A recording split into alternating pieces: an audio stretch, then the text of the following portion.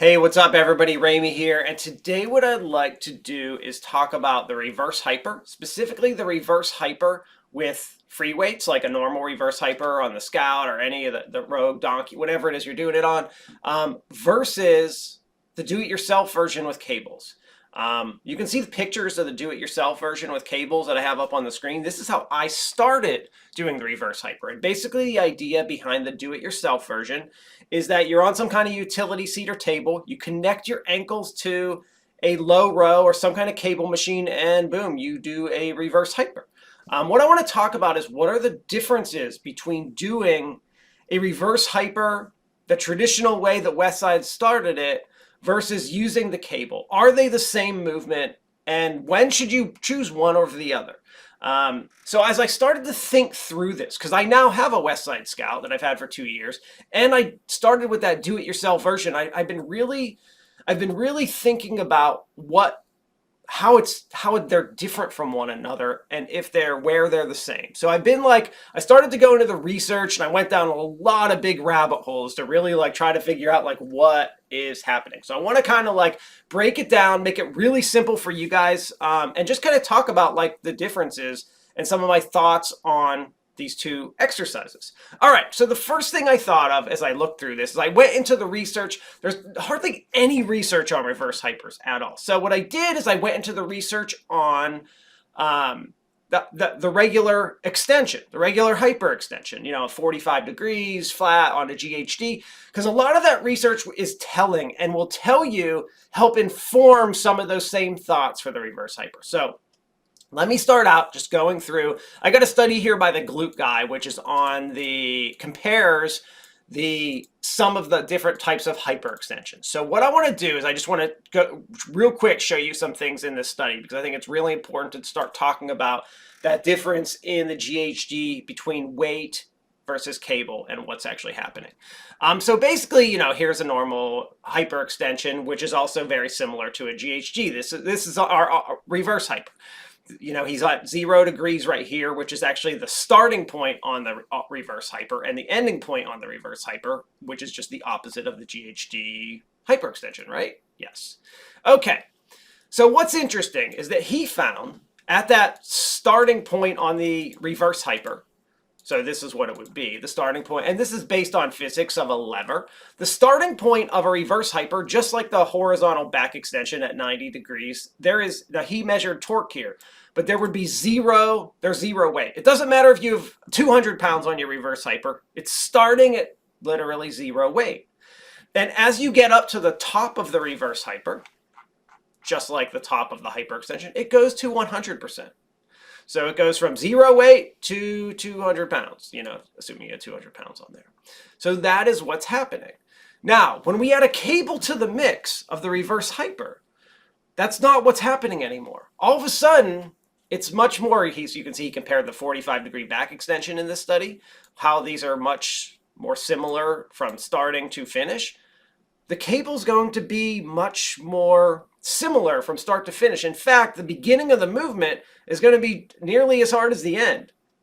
So instead of starting at 0 weight, we're all of a sudden starting at 100% weight.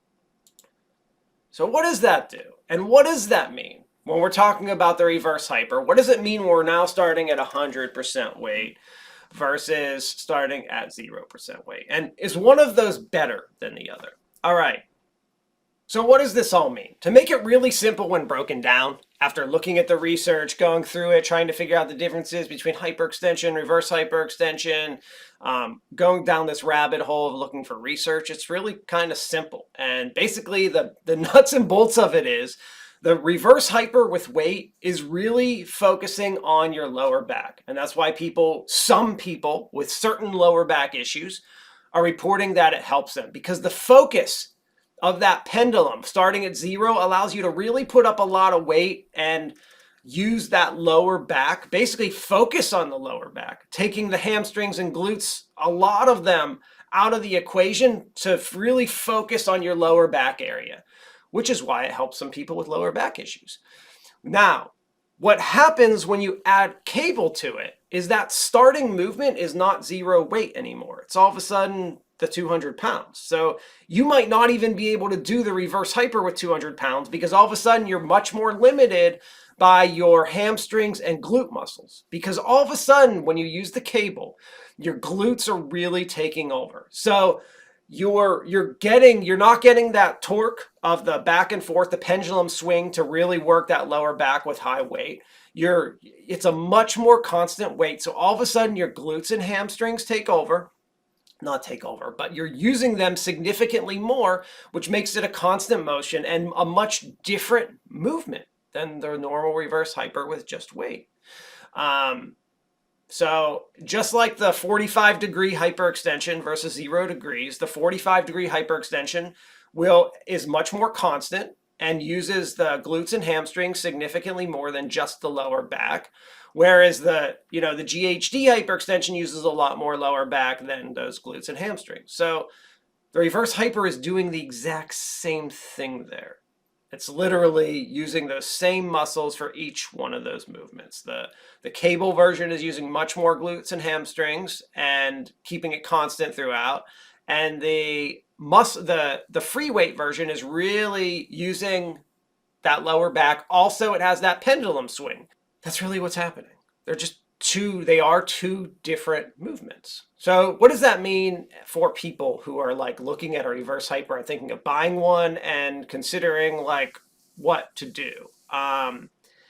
My suggestion is, I think those of you that are looking at the reverse hyper as like something for building muscle or strength, and depending where you're doing it, I probably think the do-it-yourself cable version has a little more to offer because it really activates everything, and it's going to have that glute and that heavy glute involvement from the start of the exercise. When you're in that perfect stretch, you really got to activate your glutes to get this going. It reminds me actually of a cable kickback is what this, it's like goes from reverse hyper to cable kickback.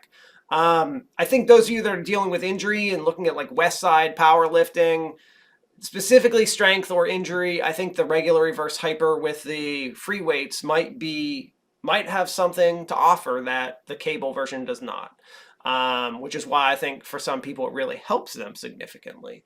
I realize that I want to make those are my overall thoughts of this, and I think the final thing I want to say about this.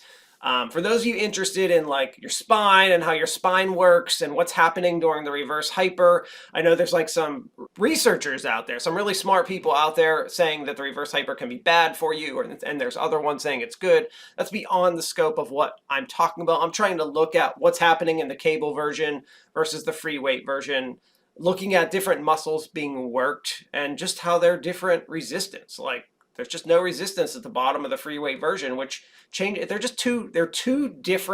really two different variations of a similar exercise, in the same way that the hyperextension GHD versus the 45 degrees are two different variations. That's all. And so there's different reasons to use each, and I think they both add something unique. So anyway, that's it. Later on.